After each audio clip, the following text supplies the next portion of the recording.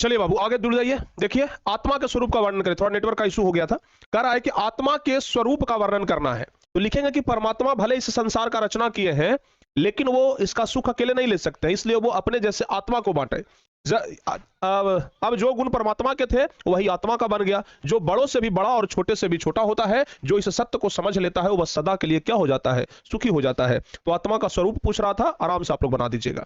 दूसरा कह रहा है कि विद्वान परमात्मा के पास क्या छोड़ करके जाते हैं, या इसी क्वेश्चन को इस तरीके से पूछा जाता है कि नदियां समुद्र में कैसे मिल जाती है।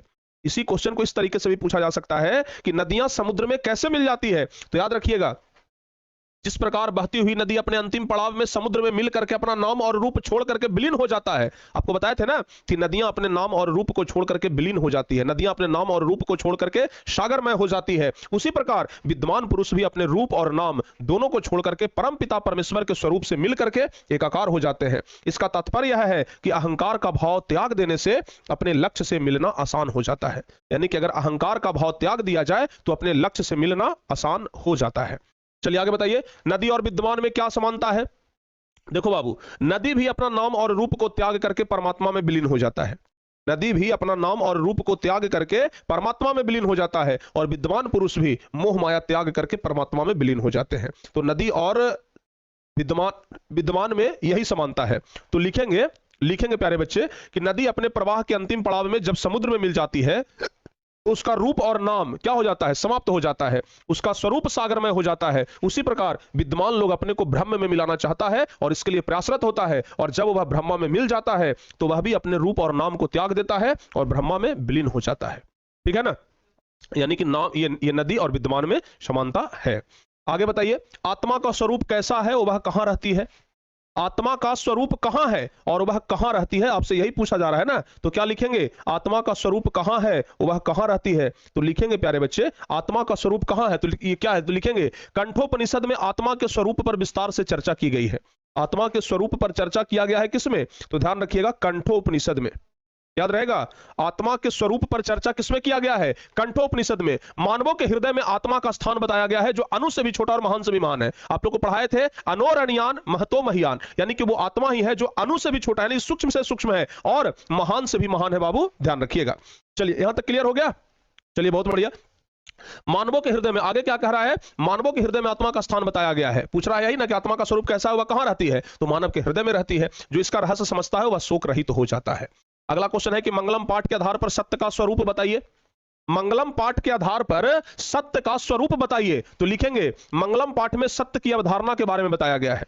मंगलम पाठ में सत्य के बारे में बताया गया है। सत्य का मुंह जो है वह हिरण्मयन पात्र यानी कि सोने के पात्र से क्या है, ढका हुआ है। सत्य और धर्म की वास्तविक अवस्था के दर्शन हेतु सूर्य से प्रार्थना की गई है कि वो इसे हटा दे। सत्य के रास्ते पर चलने वाला मानव अपने जीवन में व्याप्त सभी सुखों को पार कर जाता है तथा संसार की श्रेष्ठतम अवस्था पा करके अपना जन्म जो है वो कृत कर लेता है। तो यही कह रहा है ना कि मंगलम पाठ में सत्य का कैसा रूप वर्णित किया गया है, लिख दीजिएगा आराम से। ये सब तो हम आपको पहले भी क्लास में कई एक बार करवा चुके हैं। जो बच्चे हमसे रेगुलर क्लास करते आ रहे हैं पहले से, उनको अच्छे से ये सब याद होगा।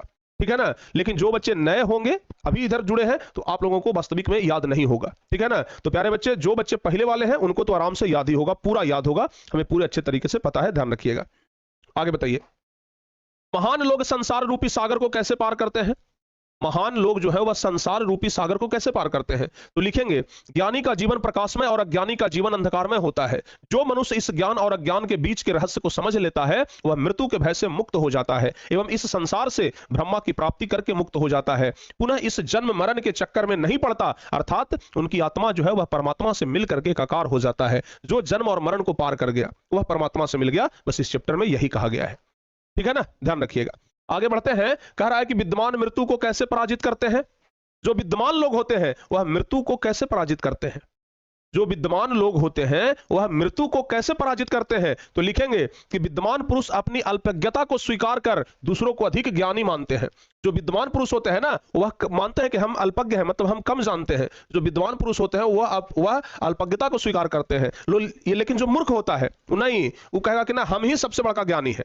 जो मूर्ख होगा वो कहेगा कि सबसे बड़ा ज्ञानी हम हैं। लेकिन जो विद्वान होता है वो मानता है क्या, कि नहीं हम अल्पज्ञ, हम कम ही जानते हैं, दूसरे को ही अधिक ज्ञानी बता देता है। तथा इसी विचार को धारण करके मनुष्य को बस में कर लेते हैं, क्योंकि मृत्यु को पार करने का अलग मार्ग नहीं है। अगला नंबर क्वेश्चन बताइए, मंगलम पाठ का 5 वाक्यों में वर्णन करिए। ये जो पहला नंबर पाठ है मंगलम पाठ, इसका 5 वाक्यों में वर्णन करने के लिए बोल रहा है। अब देखिए, अब सब्जेक्टिव हम पढ़ा रहे हैं तो बच्चे धीरे धीरे घटते जा रहे हैं। कल कहेंगे कि ये सर लड़बे नहीं किया है? अब क्या करिएगा? 20,000 बच्चे शुरू में पढ़ना शुरू किए थे, और सोचिए 2 घंटा होते होते 13,000 बच्चे गायब। बचे कितना? 7,000, 8,000। यही होता है। और कल आने सबसे पहले आकर के कमेंट वही करेगा जो सबसे पहले भागा था यहां से। ठीक है ना, ध्यान रखिएगा। चलिए, और आप लोग व्हाट्सएप चैनल में जरूर जुड़ जाइएगा। हम प्यारे बच्चे इस क्लास के बाद व्हाट्सएप चैनल में अनुच्छेद हो गया, पत्र लेखन हो गया, ये सब डालेंगे, तो आप लोग व्हाट्सएप चैनल में जरूर आप लोग जुड़ जाइएगा ताकि वो सब आपको भी मिल जाए। ठीक है ना, तो टारगेट बोर्ड का जो व्हाट्सएप चैनल है उसमें आप लोग जरूर जुड़िएगा।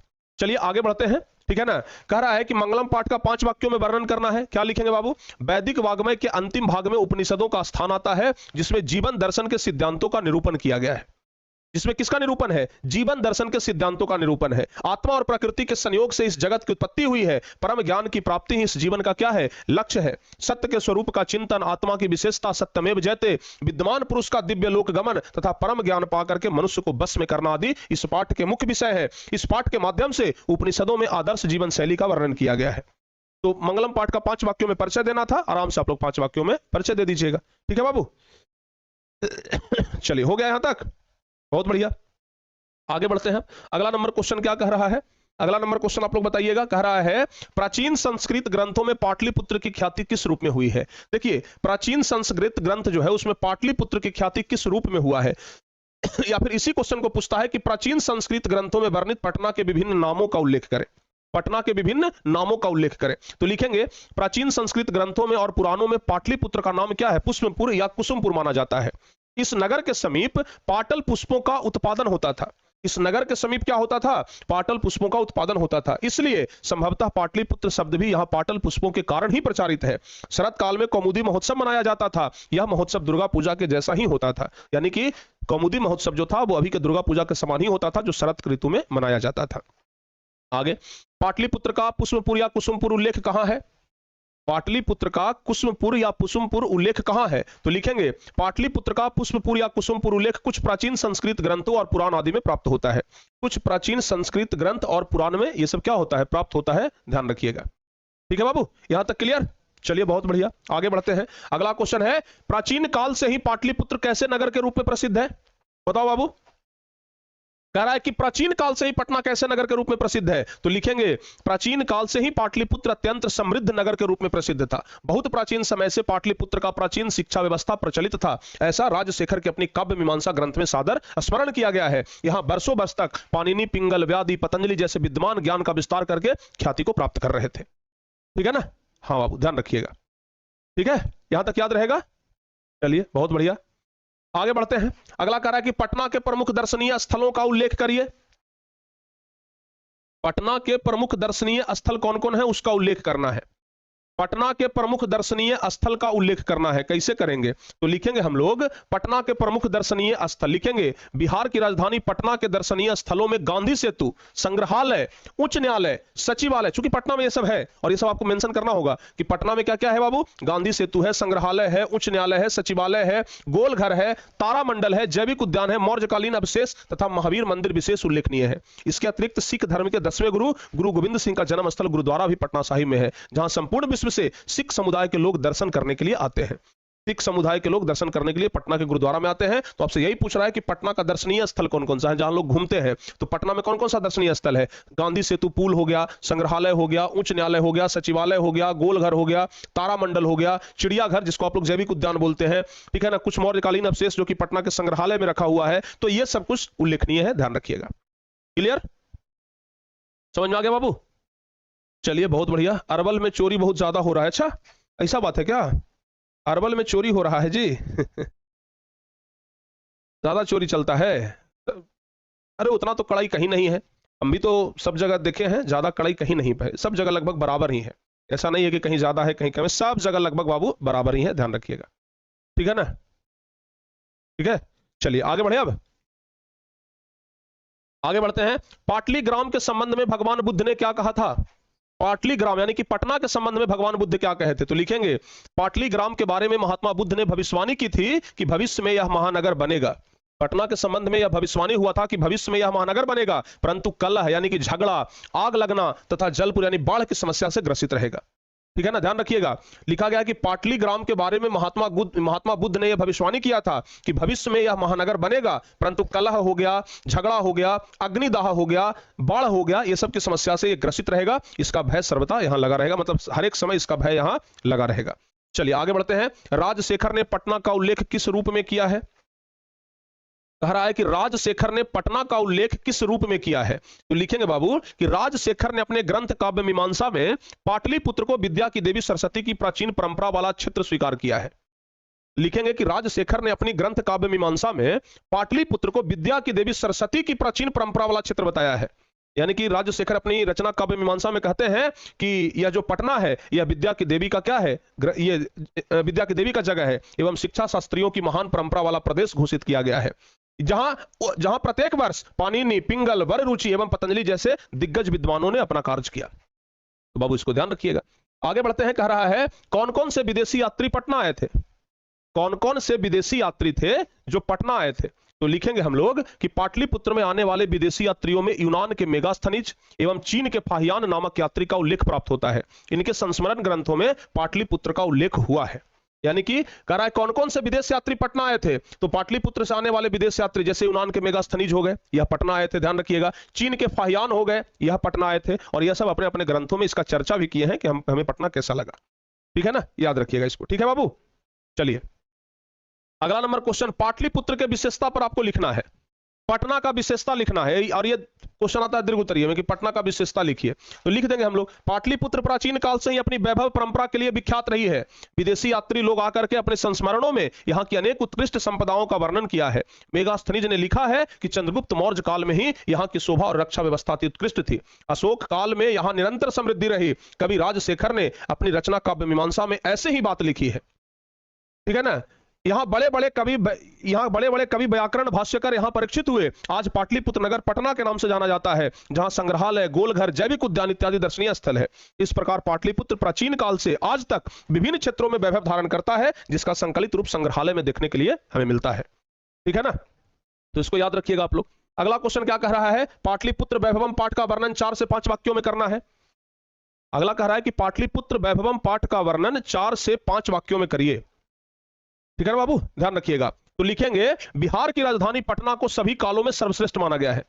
बिहार की राजधानी पटना को सभी कालों में सबसे सर्वश्रेष्ठ माना गया है। चंद्रगुप्त मौर्य काल में यहाँ की शोभा और रक्षा व्यवस्था अति उत्कृष्ट थी। राजशेखर ने अपने ग्रंथ काव्य मीमांसा में पाटलिपुत्र ग्रंथ को विद्या की देवी सरस्वती की प्राचीन परंपरा वाला क्षेत्र स्वीकार किया है। चंद्रगुप्त मौर्य के काल में पाटलिपुत्र की रक्षा व्यवस्था अति उत्कृष्ट थी। चंद्रगुप्त मौर्य के काल में यहाँ की रक्षा व्यवस्था क्या था? अति उत्कृष्ट था, ध्यान रखिएगा। ठीक है ना, चलो बाबू आगे बढ़ते हैं। कवि दामोदर गुप्त के अनुसार पाटलिपुत्र कैसा नगर है? कह रहा है कवि दामोदर गुप्त के अनुसार पाटलिपुत्र कैसा नगर है? तो लिखेंगे हम लोग, कवि दामोदर गुप्त के अनुसार पूछ रहा है ना बाबू, तो लिखेंगे कवि दामोदर गुप्त के अनुसार पाटलिपुत्र महानगर पृथ्वी पर बसे नगरों में श्रेष्ठ है। पटना जो है वह पृथ्वी पर बसे हुए महानगर में क्या है? सबसे श्रेष्ठ है। यहाँ सरस्वती के वंशज यानी विद्वान लोग बसते हैं। कवि ने इस महानगर की तुलना इंद्र की भरी पूरी नगरी से की है। कवि ने इसका तुलना इंद्र के भरी पूरी नगरी से किया है, ध्यान रखिएगा। आगे बताइए, पाटलिपुत्र को शिक्षा का प्राचीन केंद्र क्यों माना जाता है? पाटलिपुत्र को यानी कि पटना को शिक्षा का प्राचीन केंद्र क्यों माना जाता है? बताओ बाबू, पटना को शिक्षा का प्राचीन केंद्र क्यों माना जाता है? याद रहेगा? हाँ, याद रखिएगा इसको।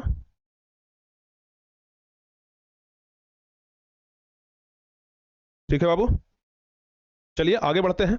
अगला नंबर क्वेश्चन की तरफ बढ़ते हैं। अगला नंबर क्या कह रहा है? राजशेखर रचित काव्य मीमांसा काव्य में हमें जानकारी मिलती। देखिए क्वेश्चन कह रहा था कि पाटलिपुत्र को शिक्षा का प्राचीन केंद्र क्यों माना जाता है। यही कह रहा है कि पाटलिपुत्र को शिक्षा का प्राचीन केंद्र क्यों माना जाता है। तो लिखेंगे राजशेखर रचित काव्य मीमांसा काव्य से हमें जानकारी मिलती है कि पाटलिपुत्र शिक्षा का एक प्राचीन केंद्र था। यहाँ संस्कृत के अनेक विद्वान हुए। पाणिनि, पिंगल, वररुचि तथा पतंजलि की परीक्षा यही ली गई थी और यही उन्होंने ख्याति भी प्राप्त की थी। तो पाटलिपुत्र को शिक्षा का प्राचीन केंद्र इसलिए कहा जाता है कि बड़े बड़े लोग आए और यहाँ पर शिक्षा ग्रहण किए। ठीक है ना, बड़े बड़े लोग आए और शिक्षा ग्रहण किए, ध्यान रखिएगा। चलिए आगे बढ़ते हैं। चंद्रगुप्त मौर्य के काल में पटना की रक्षा व्यवस्था कैसी थी? बताओ बाबू, चंद्रगुप्त मौर्य के काल में पटना की रक्षा व्यवस्था कैसी थी? तो लिखेंगे चंद्रगुप्त मौर्य के काल में पाटलिपुत्र की रक्षा व्यवस्था अति उत्कृष्ट थी। यूनान के राजदूत मेगास्थनीज के ग्रंथ इंडिका में इसकी पुष्टि के साक्ष्य मिलते हैं। ध्यान रखिएगा, चंद्रगुप्त मौर्य के काल में पाटलिपुत्र की रक्षा व्यवस्था अति उत्कृष्ट था और यूनान के राजदूत मेगास्थनीज के ग्रंथ इंडिका में इसका क्या मिलता है, साक्ष्य मिलता है, यानी कि इसका सबूत मिलता है। बोलो बाबू, यहां तक क्लियर? यहां तक क्लियर हो गया? चलिए आगे बढ़े। अब अगला नंबर क्वेश्चन बता दीजिए, कह रहा है पाटलिपुत्र के प्राचीन महोत्सव का वर्णन करिए। पाटलिपुत्र के प्राचीन महोत्सव का वर्णन करना है, तो पाटलिपुत्र के प्राचीन महोत्सव के बारे में क्या लिखेंगे? लिखेंगे कि पाटलिपुत्र से शरद काल में कौमुदी महोत्सव बड़ी धूमधाम से मनाया जाता था। पाटलिपुत्र से, ध्यान रखिएगा, बड़े धूमधाम के साथ कौमुदी महोत्सव मनाया जाता था। सभी नगरवासी आनंद मग्न हो जाते थे। इस समारोह का विशेष प्रचलन गुप्त वंश के शासनकाल में था। आजकल जिस तरह दुर्गा पूजा मनाई जाती है उसी प्रकार प्राचीन काल में कौमुदी महोत्सव मनाया जाता था। तो क्वेश्चन पूछ रहा है कि पाटलिपुत्र के प्राचीन महोत्सव का वर्णन करें। तो पाटलिपुत्र में क्यों महोत्सव मनाया जाता था? कौमुदी महोत्सव। तो आराम से हम लोग कौमुदी महोत्सव के बारे में लिख देंगे, ठीक है ना। आराम से लिखिए कि सभी नगरवासी आनंद मग्न हो जाते थे। इस समारोह का विशेष प्रचलन गुप्त वंश के शासनकाल में था। आजकल जिस तरह दुर्गा पूजा मनाई जाती है उसी प्रकार प्राचीन काल में कौमुदी महोत्सव भी मनाया जाता था, याद रखिएगा, ठीक है बाबू। चलिए आगे बढ़ते हैं। अगला नंबर क्वेश्चन कह रहा है सिख संप्रदाय के लोगों के लिए पटना नगर क्यों महत्वपूर्ण है? सिख संप्रदाय के लोगों के लिए पटना नगर जो है वह क्यों महत्वपूर्ण है? तो याद रखिएगा, सिख संप्रदाय के लोगों के लिए प्राचीन पटना नगर में पूजनीय स्थल अवस्थित है। यहां उनके 10वें गुरु गोविंद सिंह का जन्म स्थल है। सिख संप्रदाय के लिए पटना इसलिए महत्वपूर्ण है क्योंकि सिखों के 10वें गुरु गोविंद सिंह का जन्म स्थल जो है वो पटना में ही है। यह स्थल गुरुद्वारा के नाम से जाना जाता है। देश विदेश से सिख संप्रदाय के अलावा अन्य संप्रदाय के तीर्थयात्री भी यहां दर्शन के लिए आते हैं। देश विदेश से तीर्थयात्री यहां पर क्या आते हैं? दर्शन के लिए आते हैं, ध्यान रखिएगा, ठीक है ना बाबू। चलिए आगे बढ़े, अब आगे बढ़ जाएं। चलिए आगे बढ़ते हैं। अगला क्वेश्चन क्या कह रहा है, लेखक पाटलिपुत्र वैभवम पाठ से हमें क्या संदेश देना चाहते हैं? लेखक जो है वह पाटलिपुत्र वैभवम पाठ से हमें क्या संदेश देना चाहते हैं? तो लिखेंगे कि लेखक का कहना है कि प्राचीन काल में पाटलिपुत्र एक महान नगर था। पटना जो था वह एक महान नगर था जहां शिक्षा, वैभव और समृद्धि था। मध्यकाल में इसकी स्थिति ठीक नहीं थी। मुगल काल में इस नगर का पुनः उद्धार हुआ तथा अंग्रेजी के शासनकाल से लेकर के वर्तमान में इस नगर का अत्यधिक विकास होता रहा। तो इसको आप लोग याद रखिएगा। आगे बताइए, प्राचीन पाटलिपुत्र में शिक्षा के संबंध में लेखक के क्या विचार हैं? शिक्षा के संबंध में लेखक के क्या विचार है? तो बाबू हम लोग लिखेंगे कि प्रस्तुत पाठ में लेखक ने बताया है कि दामोदर नामक कवि ने हमें जानकारी मिलती है, दामोदर गुप्त नामक जो कवि है ना, उनसे जानकारी मिलती है कि संस्कृति के सरस्वती के वंशज यहां रहते थे। राजशेखर कवि के अनुसार पाणिनि, पिंगल, वररुचि आदि महान विद्वानों की परीक्षा यहां ली जाती थी। इससे ज्ञात होता है कि प्राचीन पाटलिपुत्र शिक्षा का एक महान केंद्र था, ठीक है ना। प्राचीन पाटलिपुत्र यानी कि प्राचीन पटना, पुराना पटना जो है वह शिक्षा का एक महत्वपूर्ण केंद्र हुआ करता था। क्लियर? चलिए आगे बढ़ते हैं। कह रहा है कि लेखक के विचार में प्राचीन काल से आज तक पाटलिपुत्र किस प्रकार का नगर रहा है? प्राचीन काल से लेकर के आज तक पटना जो है वो किस प्रकार का नगर रहा है? तो लिखेंगे लेखक के विचार से पाटलिपुत्र नगर प्राचीन काल से लेकर के आज तक राजनैतिक, धार्मिक, औद्योगिक और शिक्षा जैसे विविध क्षेत्रों में वैभव धारण करता रहा है और यहां इनका संकलित रूप से दर्शन किया जा सकता है। यहां के लोग कई उत्सव मनाते आए हैं। पाटलिपुत्र वासी पटन देवी की पूजा करते हैं और पाटलिपुत्र एक महान नगर रहा है, ठीक है ना। तो बाबू ये सब क्वेश्चन का आंसर आप लोग 4 लाइन में 3 लाइन मैक्सिमम 5 लाइन में आराम से लिख सकते हैं। सर सब्जेक्टिव कराइए ना। तो भाई ये क्या करा रहे हैं? सब्जेक्टिव ही तो करा रहे हैं ना। ये क्या करा रहे हैं बताओ आप लोग? सब्जेक्टिव ही तो करा रहे हैं, हाँ ध्यान रखिएगा, ठीक है। आगे बढ़ते हैं। अलस कथा का वर्णन विषय क्या है बाबू? क्वेश्चन बताइए। अलस कथा का वर्णन विषय व्याकरण में सब्जेक्टिव क्वेश्चन प्यारे बच्चे हम आप लोगों को कल सुबह में बताएंगे, ठीक है ना। और व्याकरण में सब्जेक्टिव क्वेश्चन कल सुबह में हम आप लोग को बताएंगे, समझ में आ रहा है? हाँ, कल सुबह में हम आप लोगों को व्याकरण में सब्जेक्टिव क्वेश्चन बताएंगे। जो भी व्याकरण में सब्जेक्टिव होगा वह कल सुबह में हम आप लोगों को बता देंगे, ठीक है। हाँ चलिए आगे बढ़ते हैं। अलस कथा का वर्णन विषय क्या है? तो लिखेंगे कि विद्यापति के द्वारा रचित कथा ग्रंथ पुरुष परीक्षा नामक पुस्तक से लिया गया है। अलस कथा मानव महत्व एवं दोषों के निराकरण की शिक्षा देता है। आलसियों को दान देने की इच्छा रखने वाले वीरेश्वर ने यह जानने की उत्कंठा प्रकट की थी कि आलसी जीवन जीने की कला का कैसे निर्वहन करते हैं। इस लाभ के लिए मेहनती भी आलसी का रूप लेकर के पहुंचने लगते हैं। जो मेहनती भी हैं, जो धूर्त हैं, वो आलसी का रूप लेकर के क्या करते हैं? पहुंचने लगते हैं। उनकी परीक्षा के लिए दान गृह में आग लगा दी जाती है। आलसी भागने के बजाय गीले कपड़े से ढकने, घर में आग लगी है, यहां कोई धार्मिक नहीं है आदि की चर्चा करते हैं। आलसी केवल करुणा के पात्र होते हैं और वो कुछ नहीं कर सकते हैं, ठीक है ना, ध्यान रखिएगा। चलिए आगे बढ़ते हैं। बाबू कह रहा है चारों आलसियों का संवाद अपने शब्दों में लिखिए। चारों आलसी जो थे उनका संवाद अपने शब्दों में लिखना है, ठीक है ना। जो चारों आलसी थे उनका संवाद प्यारे बच्चों अपने शब्दों में लिखना है, ध्यान रखिएगा। क्या लिखेंगे हम लोग?